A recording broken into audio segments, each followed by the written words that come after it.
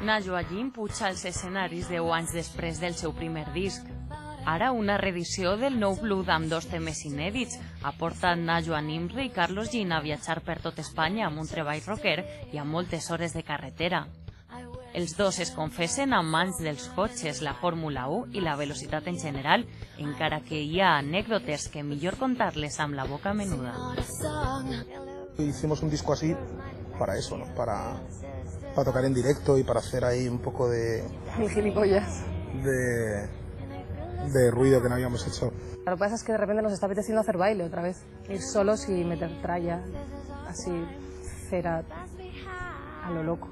Jo, la gorra esa es rarísima. Sí, ¿verdad? No, es Alejandro Sanz. Vale, que a lo mejor me lo merezco. Estamos contentos, disfrutando mucho los conciertos que tenemos ahora y con muchas ganas de hacer pues otras cosas después.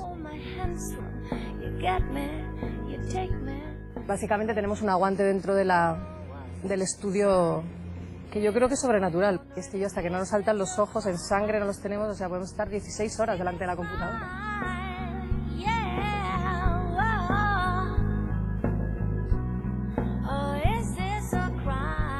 O sea, la música me aporta, es lo que hago.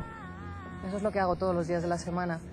Y a veces hago películas con gente con la que voy a crecer, ¿no? Y entonces hago cine.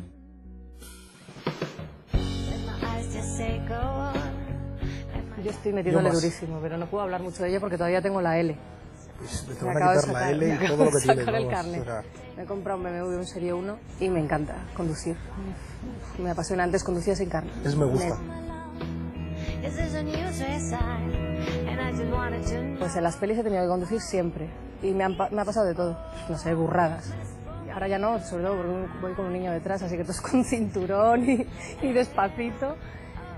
Y bueno, cuando puedo le piso, pero todavía no puedo ir a más de 80, así que voy a decir que soy buena. Pero sí, me gusta el motor y me gusta la velocidad, la verdad, bastante.